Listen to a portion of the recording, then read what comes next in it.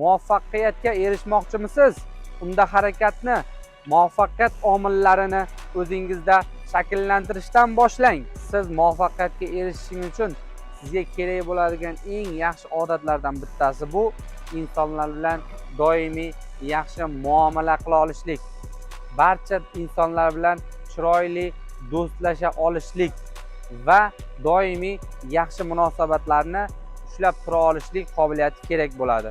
Bu qobiliyatlarni siz Dale Carnegie'ning Do'st orttirish san'ati va insonlarga ta'sir o'tkazish nomli kitobidan bemalol o'qib o'rganishingiz mumkin. Sizni muvaffaqiyatga olib boruvchi odatlardan yana bittasi bu tez va to'g'ri qaror qabul qilishlik.